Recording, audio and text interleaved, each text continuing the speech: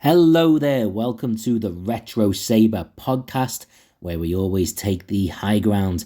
And today is the first ever RetroSaber Podcast. This was something I was inspired to do by a number of my subscribers. I was actually lucky enough to reach 500 subscribers on YouTube. And I asked in a lot of my live streams, what do people want to see me do to celebrate that? And doing a podcast was one of the most popular options there. So that's what I've decided to do. And I want to give a big shout out to one particular person, that being Retro Crisis on YouTube. He's also on Instagram as well. Please do check his channel and his Instagram out. Earlier on in my channel's history, he actually invited me onto his podcast, and I was absolutely in awe, inspired of how he delivered that.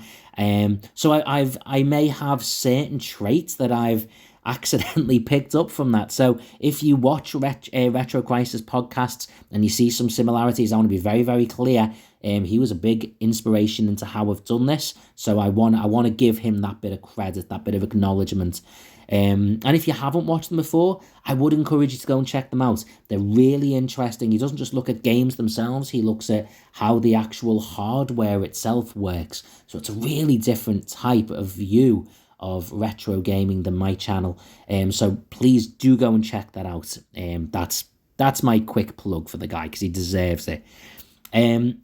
So what was the topic of today's podcast? Well, I threw a vote out there on YouTube, and a lot of my subscribers voted, and I appreciate that. A big thank you to everyone who did vote, by the way. Really appreciate that.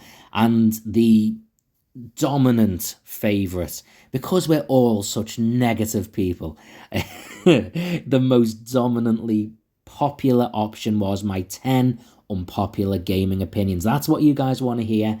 Not something nice and constructive. No, I want to get into something nasty, nitty and gritty. And I don't blame you. Look, it's what we're like. We like these kinds of things. So, what am I going to be talking about? Well, these are going to be 10 opinions I hold that I consider to probably be a little bit unpopular. They're all to do specifically with gaming. And I want to be very clear, I don't think these are facts. These are not set in stone in my head. You can debate these with me. You can give me your thoughts and opinions. You may even change my mind. I'm fine with that. I like to think I can keep quite an open mind. And some of them may not even be things I have set in stone. They might not be my dominant opinion. They might just be a nagging little doubt in the back of my head, but I'm bringing them out to play anyway. So put your thoughts, your opinions in the comments below. Give me different ideas. If you want to challenge what I'm saying, please do so. Try and do so in a polite, respectful way. I would do the same to you. And who knows, if you're able to change my mind a little bit, I might even give a little bit of a shout out about that in future podcasts. So here we go. We're going to start with number 10. And number 10 is, gaming graphics have not improved in a way that improves the gameplay of a game since the late 90s. Okay, so first of all, very clear, I am not saying graphics have not improved since the late 90s, okay? I'm also not talking about things like frame rates and stuff like that. I am certainly not talking about things like loading times and stuff. I'm not saying consoles haven't improved.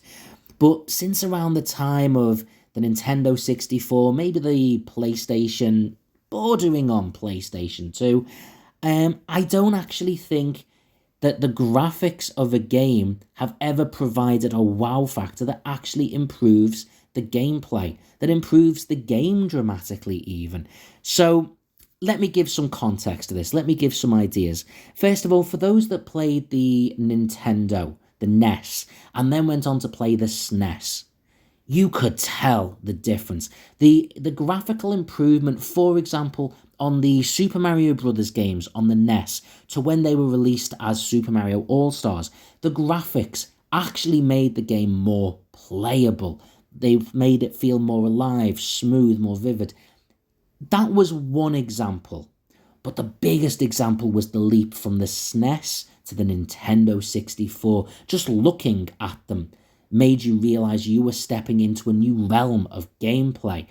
And I don't think that's something that's happened. In fairness, I don't think graphical improvements are that stark anymore. I don't think they have been for quite a while. The graphical leap up between the PlayStation 2 and 3 between the PlayStation 3 and 4, and certainly the 4 and 5. Even between the Xbox 360, the Xbox One. When was the last time you looked at the difference between those consoles, between the games, and were blown away by the graphics? I don't think it happens anymore. Now, first of all, let's also bear in mind in this, how important graphics are to a game depends on the individual gamer. No criticism at all. For some people, graphics are really important. If the gameplay is okay, but the graphics are a little bit bitty, some people just won't play that. They won't enjoy that. And I appreciate that. I respect that. It comes down to an individual preference. For other people, graphics mean nothing. Nothing at all. And I respect that too. I sit somewhere in the middle. Graphics matter, but gameplay matters more. But I remember first time I saw video footage of the Nintendo 64's gameplay, it was mesmerizing. I was stunned. I was shocked. It felt mind-blowing to me. Leaping from the Super Mario World and Super Mario All-Stars games to Mario 64, this was a game changer. And the gameplay was a factor in that.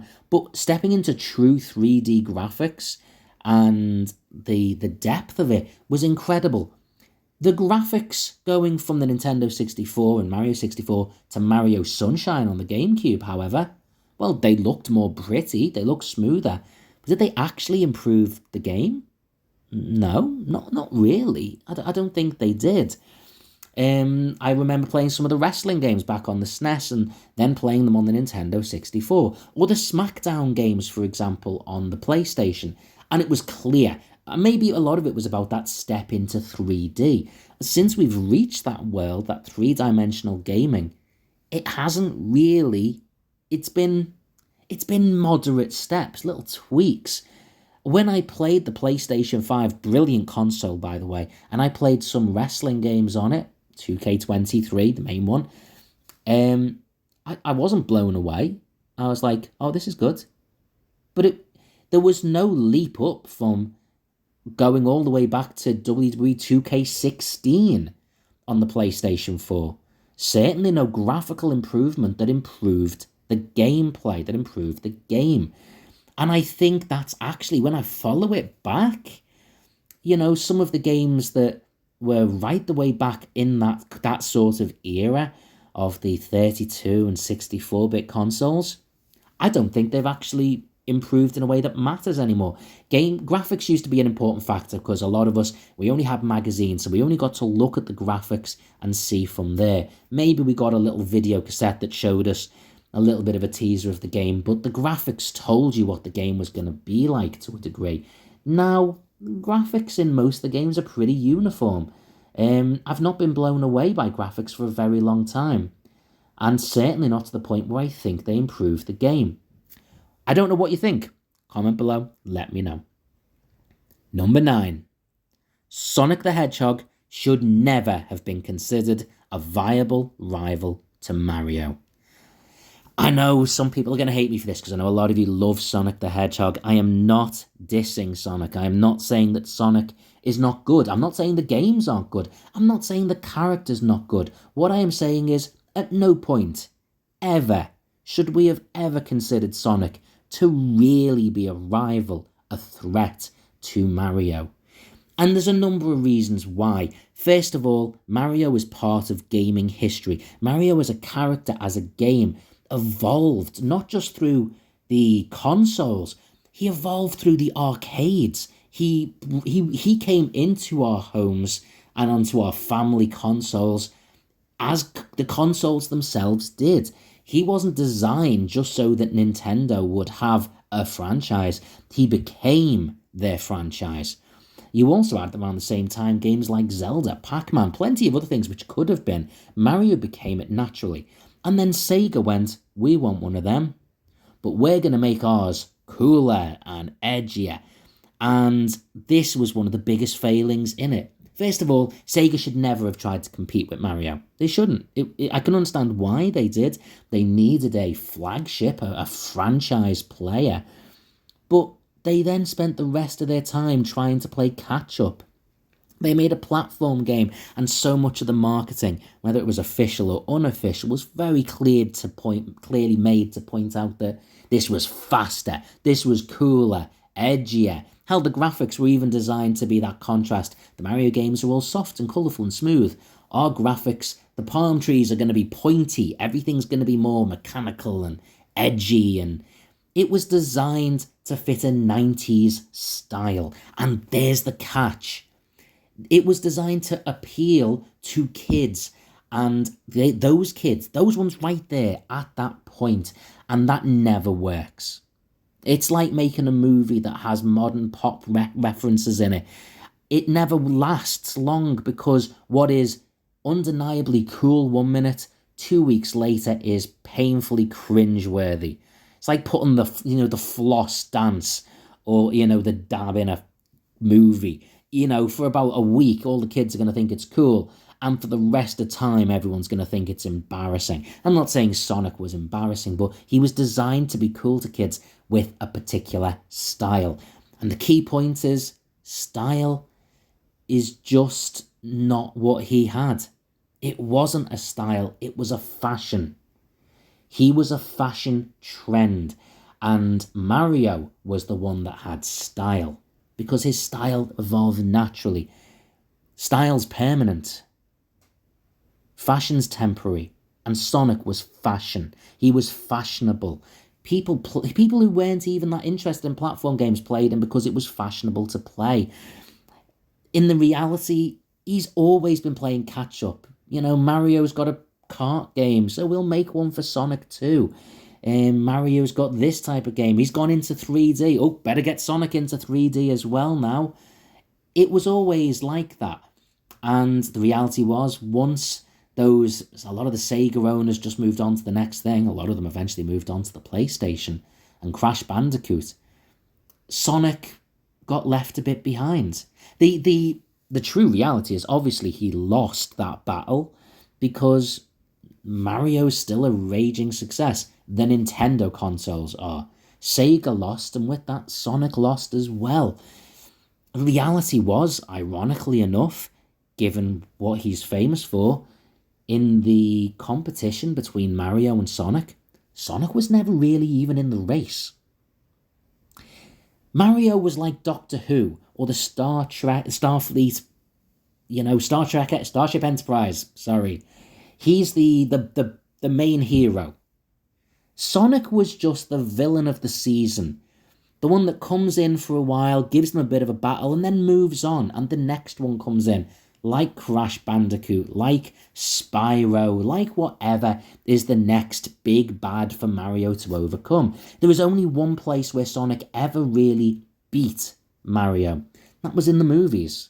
Mario had a cartoon show which didn't really stand the test of time, a god-awful movie, the live-action movie. Sonic made those two fantastic movies. And what happened?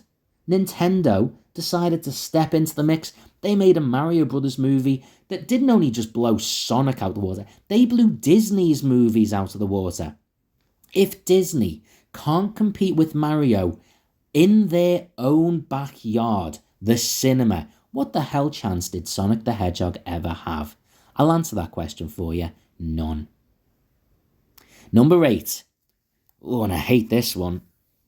Retro gaming will eventually die out. Okay, I don't mean retro games will die. I don't mean people will stop loving those classic games. I don't even mean people will stop loving older games. But retro gaming as we know it now will eventually die out. First of all, those old consoles, the NES, the SNES, the Nintendo 64, over time, they're going to stop working. They're not making anymore. No matter how much we can tweak and maintain them, and we look after our consoles and the adapters and all those other things that we need to keep them functioning, the old televisions we plug them into, eventually they're going to fade out. Now, obviously, the easy answer is yeah, but then those next generations of consoles will become the new retro consoles. Will they? Here's the problem. You see, gaming has changed a lot. You used to have a console that was a contained unit with a contained unit of a game that plugged into it. Now that's not the case. A lot of games now are only play online. Well, if there's no online servers, that game doesn't exist anymore. Destiny 2, classic example, brilliant game. 50 years from now, if that game has gone and those servers are shut down, no one will have a way to play Destiny 2. It won't exist. So many games, you need updates, regular updates to play, and when they stop making them, how do we know those games are going to play? How many people even buy discs anymore? They download games onto a console. When that console breaks, yeah, they might have their account, but when the account's shut down, we've seen Nintendo shut down servers for the DS and I believe the 3DS. So it's only the game you've got saved there on that console. When that console breaks, the games you've got saved on it are gone. You can't re-download them anywhere on your future consoles. I think the move away from physical media in a lot of ways is the big threat to retro gaming. And I don't think it's something gaming has ever experienced before. I don't think we will actually see the consequences of this move for a long time yet. And then when we do, it'll be way too late to go back. And maybe retro gaming itself is something that people will just forget about and will just start consuming all the newer stuff, and that's it. Maybe they'll just keep remaking games again, and as we've seen with, like, for example, the GTA games, they remake them in the Ultimate Edition, and people just get that, and you can't have any access to the other ones because a lot of the streaming services, they just take those games away. And here's another thing. As games get older, people then decide stuff that's in them is offensive and not appropriate anymore. And I'm not saying that is or isn't the case. I literally spoke about in Super Punch-Out how I considered one of the characters to be quite racist in appearance. But at the same time, I respect the original artist's vision. That character should still be in the game. It doesn't mean I have to like it. But to see how we've moved on, it's important to see where we were. Things shouldn't be edited. Works of art, whether it be movies, paintings, games, songs, they shouldn't be edited to fit our modern beliefs and opinions. They need to be left as they are so we can see how things have improved and changed over time. And that won't happen. These games are going to be modified and tweaked. There was already talk about re-releasing versions of GTA and taking out all racist references or offensive slogans and stuff. God knows what would be left. But yeah, there's my thoughts. Let me know what you think. Number 7, we as gamers make our own biggest problems. We do. Oh, totally we do. The things that we complain about most in gaming, the problems we moan about a lot, we make them. We're the cause of them. And here's why.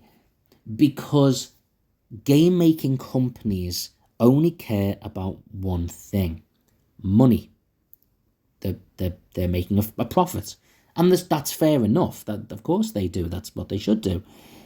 But that means that every decision they make has to be making them some sort of profit.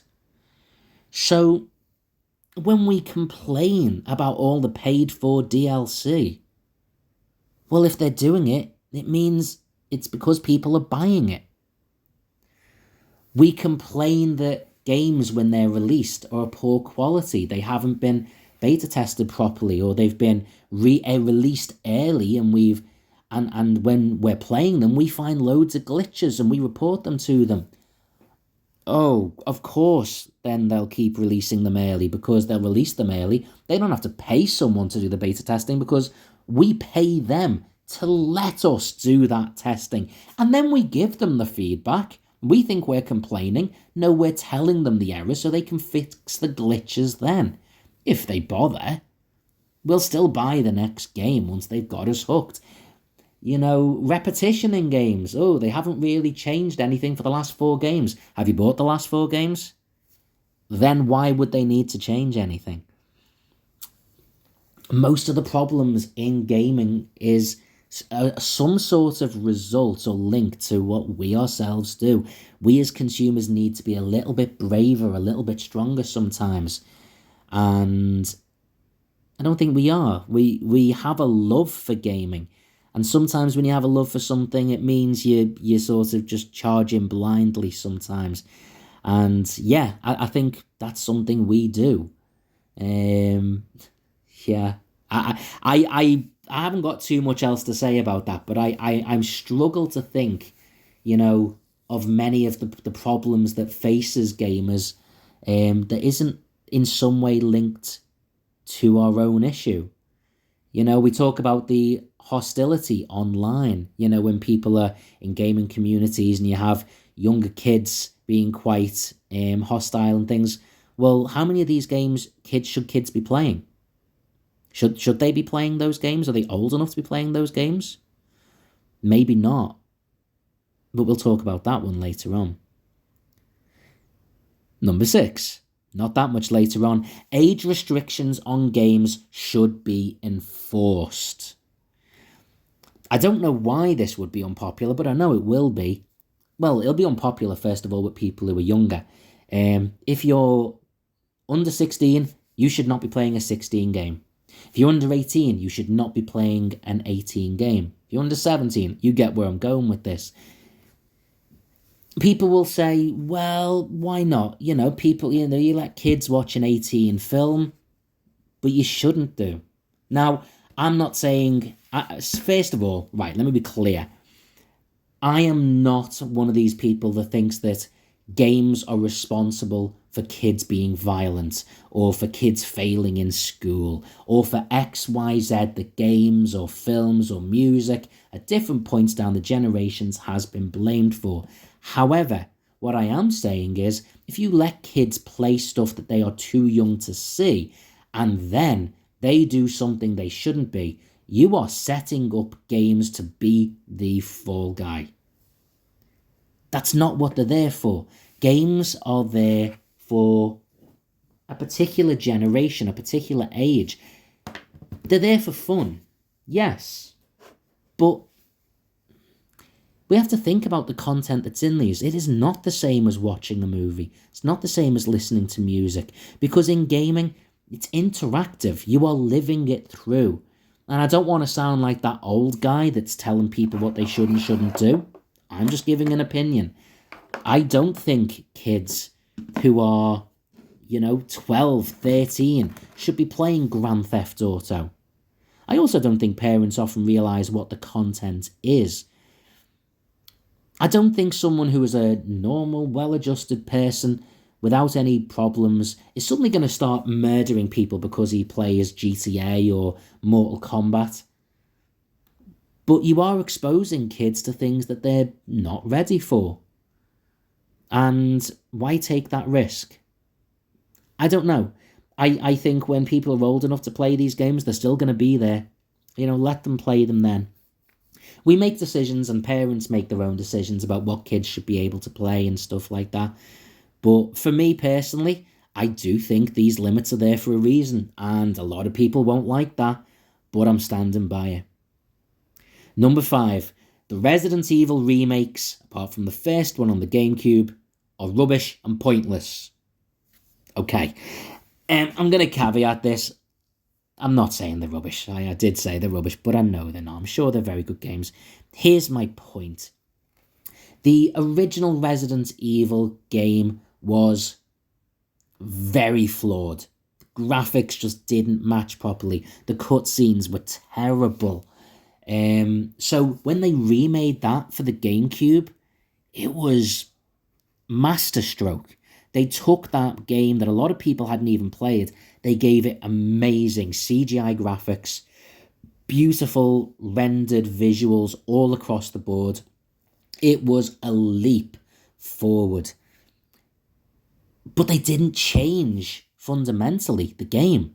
The gameplay, that original masterpiece, was still there, but polished up amazingly. Resident Evil 2 and 3, okay, I know they were older graphics, but giving them smoother graphics, and by the way, making it so damn dark that I can't see a damn thing, that doesn't make something scarier. That just makes it mildly annoying, okay? But they did actually change the gameplay too, and maybe that's a good thing, but for me it wasn't. I would have been fine if it was just an updated version of the original. Sometimes I do want to see a different take on a game, but for me, I'm a big Resident Evil fan, and I didn't want it tweaked or changed. Just give it improved graphics and let me play the game again. It didn't do that. It didn't feel like those games. And I think in a sense it takes away the people who could have gone back and enjoyed those games. They're not going to, because they'll just play the remakes. But that wasn't the biggest issue. The biggest issue for me was when they decided they're going to remake Resident Evil 4. Resident Evil 4. What the hell was wrong with the graphics on Resident Evil 4? The game was released on the Wii. It's been re-released on numerous consoles since. Hell, the graphics for that are still better than graphics on a lot of the games now. What was there to improve? Nothing, really. And in that case, I don't think they did change too much of the actual game. It was just a lazy cash grab for me. The graphics were still fine. They've changed them. Are they better? I don't know. I wouldn't say so. They're different. Maybe more realistic, but realistic is not necessarily better. A game is a piece of art, for me personally, and Resident Evil games, and this may be a big factor in it. I'm a huge fan of the Resident Evil games. But some games don't need to be remade. It's like the Back to the Future films. Someone comes along and tells me they're going to remake those with better special effects. I'm like, hell no. Back off from that game. Back off from those films.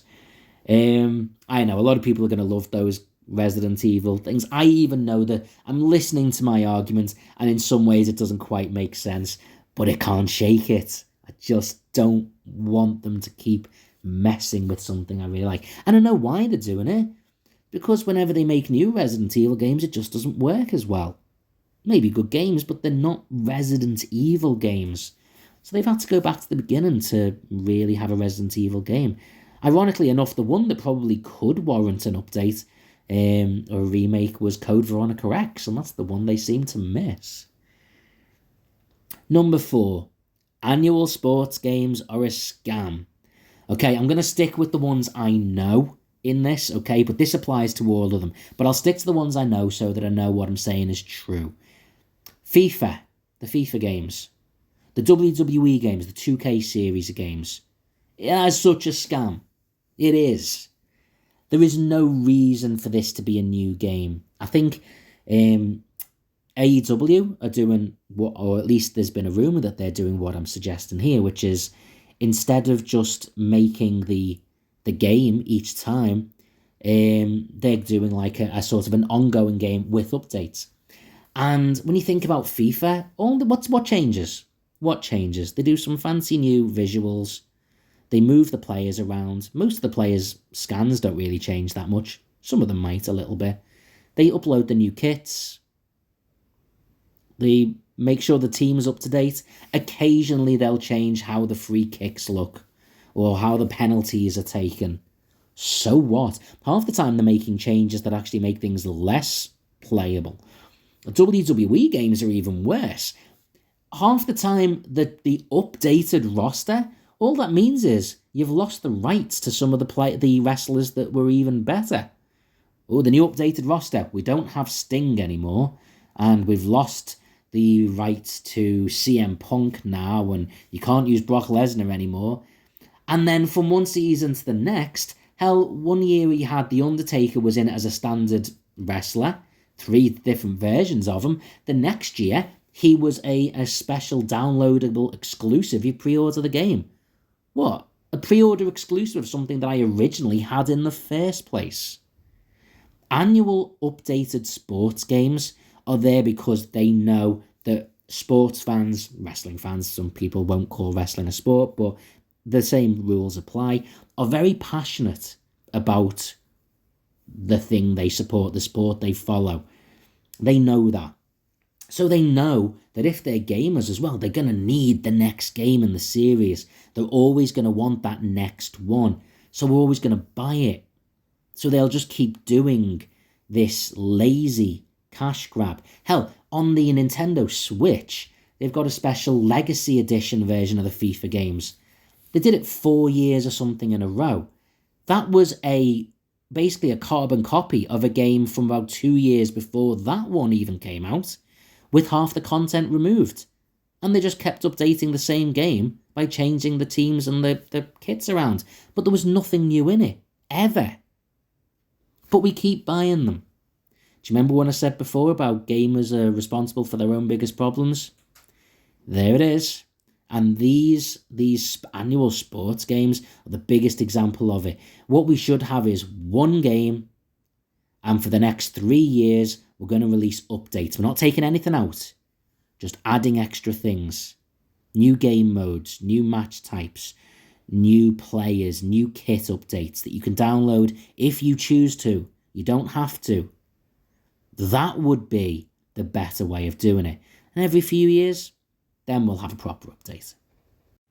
Number 3, online gaming is not as good as in-person multiplayer. Okay, I'm going to show my age a little bit here. I've been playing video games. Well, I played them in the arcade even before then on like home computers like the Commodore 64. But I'm thinking back especially to my sort of prime days as a kid when I was playing on the Nintendo SNES, the Nintendo 64.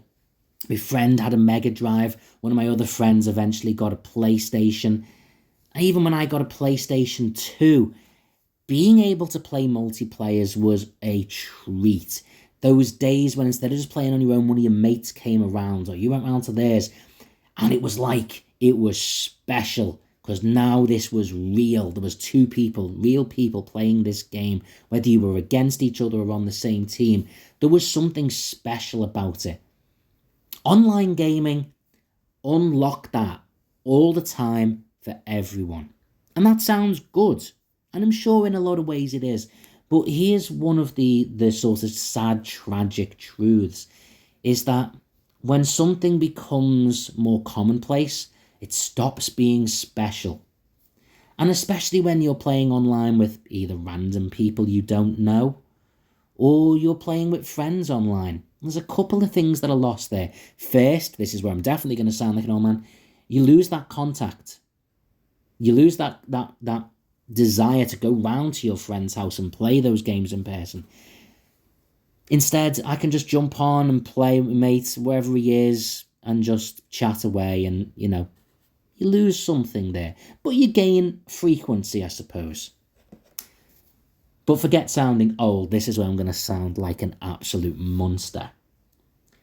You have no concept unless you play side by side with a friend of how much fun and how much joy can be taken from watching the look on their face as you sweep the leg for the 17th time in a row on Mortal Kombat, as they are ranting at you, "Stop doing that damn move!" And at the last minute you go, okay, and uppercut them instead. Oh, the look of rage on their face as they storm out, or as they just put the pad down. It's beautiful. You can't get that over the internet. You can't get that online. People just, oh, I've lost signal, I've got to go now. It's not the same. It's just not, trust me. And I do play online. A lot of you listen and watch my streams, you know I do. And you'll probably have seen me playing online with friends and stuff as well. A quick shout out to the Gaming Lord 04, who I'm regularly doing streams with and stuff, and playing games online with, both on and off stream. But it's not the same as playing in person. There is something so special and visceral about that. And I'm not saying online gaming should go away, not at all. What I'm saying is, for me personally, when your friend is right there with you and you're either battering them at a game or you're working as a team, this game feels more alive now because you are there together, planning, prepping. That's something special. And that's where I think in gaming, we need to not lose that personal human touch, that part where games bring us together. Hell, anyone who's ever had a FIFA night or another type of gaming night with their mates where a few people come round, you get a takeaway, and you play games together in person, that's where gaming's at its best. Oh, that's beautiful. And that's something I think we should keep. Number 2, 16-bit graphics are the best for retro gaming, not 8-bit. Okay, this one's for the retro gamers. Everyone will have their different opinion on what makes something a retro game. What even is a retro game? It's just, it comes from retrospective, so from the past. So a retro game could be something that came out last week. Or a retro game could at least be certainly something from a previous console. That's a retro game in its basest sense. But a lot of us, especially us older folk, will look back and go, retro games, that one from ages ago. People will remember things going all the way back to the arcades before even home consoles. Looking back at things like the Commodore 64, the Amiga, the Atari 2600. And they'll sort of hold on to how good they are. And they were really good. They were classics. But for me, retro gaming with something that is undeniably retro, but still the peak of that, for me, is the 16-bit consoles. And I'm talking about the Super Nintendo and the Mega Drive, the Sega Mega Drive. Both of those, that was the first true gaming war for me. The battle between consoles, not just consoles, but brands. This wasn't just Xbox versus PlayStation. This was Nintendo versus Sega. In the 8-bit, in the 16-bit, in the handheld, in every peripheral, in the games themselves. Who had the best version of Street Fighter? Who had the best version of Mortal Kombat? This has got Sonic, this has got Mario, this has got this has got that. That was brilliant. And the 16-bit period was when they both consoles were at their peak. Neither one of them had started to drift off like what happened when Nintendo had the Nintendo 64, and at this point, Sega had started to flag a little bit, and they had the Dreamcast, which didn't quite go, and the Sega CD, Mega CD, and didn't quite pan out. The 16-bit era was just perfect. Brilliant games that you can still play now that feel retro. There's undeniably retro. No one can deny that they're retro, really, in my humble opinion. But at the same time, whereas games on the 8-bit consoles, some people are going to struggle to play them now. They really don't all hold up the test of time too well. I'm sorry, they really don't. There's a lot of them. I love them because I loved them, not because I think they're actually that good. The 16-bit consoles, you just can't deny how good so many of those. The best Street Fighter games are still the ones that were out on the 16-bit consoles. The best Mortal Kombat games could be argued to be those.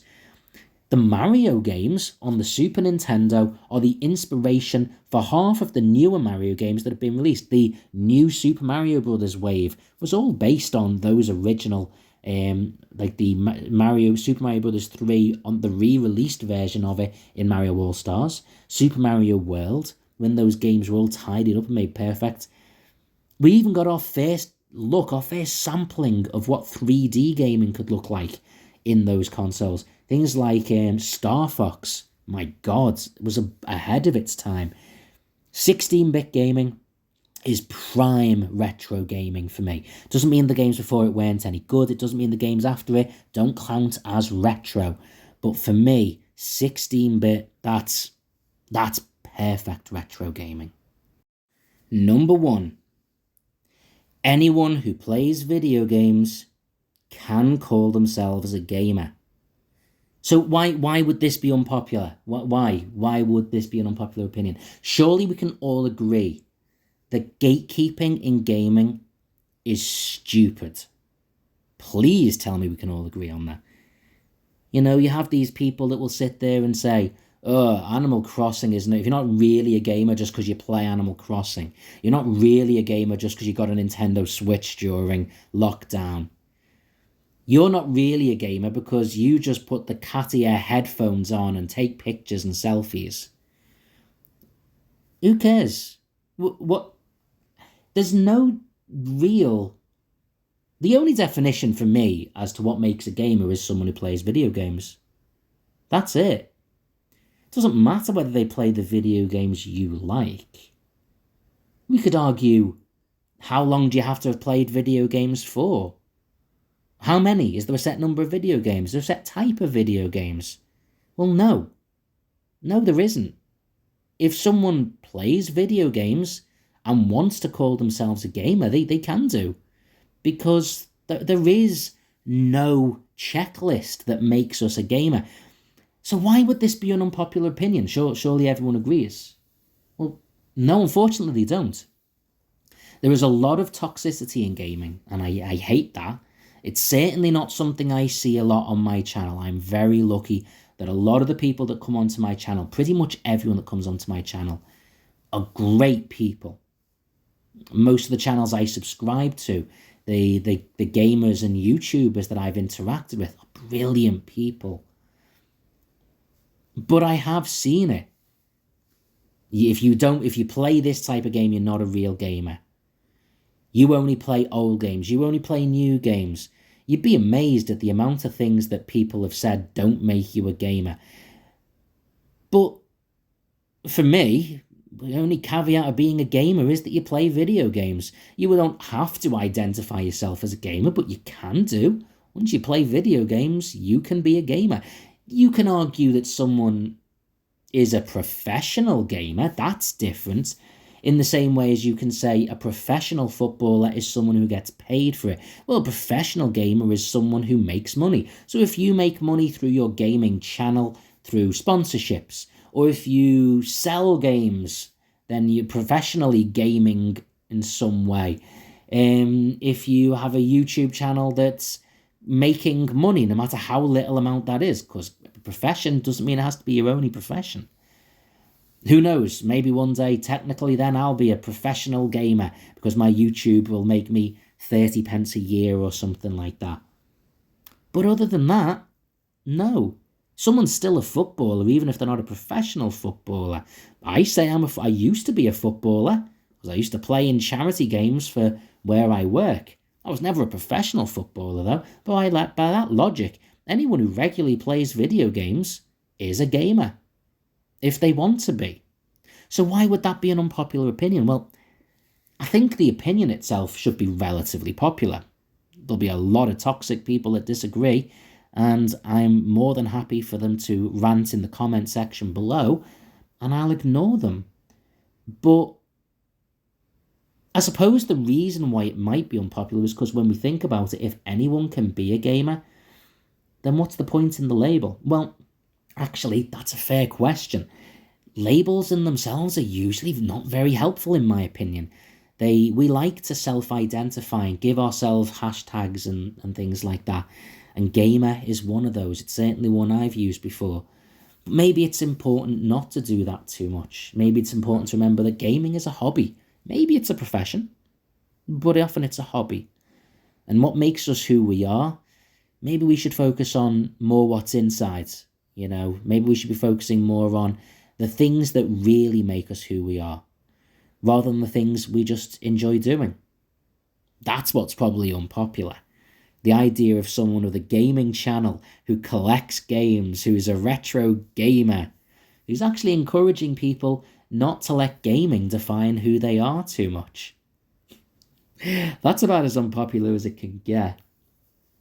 Well, listen, that's the end of my list. I got a bit philosophical at certain points there. But what did you think? How did you enjoy this podcast?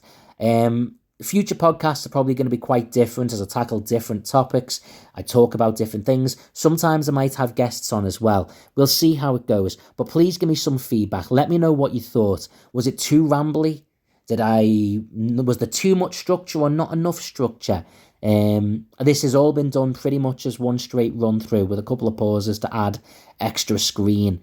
So let me know, give me some feedback. If you've got any questions about anything I've said as well, or opinions, comment below. I promise I'm going to try and read as many of them out in the next podcast. So at the end of each podcast, I'm going to stop and reflect on what was said and thought about in the previous podcast. So I really will appreciate feedback. So yeah, there's my first podcast, guys. Again, I want to give a big shout out one more time to Retro Crisis for having me on his podcast. I'm very hopeful that at some point I'll have him on mine. And thank you to everyone who voted. For everyone who's watched, please give me a like if you've enjoyed it. If you don't already, consider subscribing. And until next time, everyone, take the high ground and have a great day.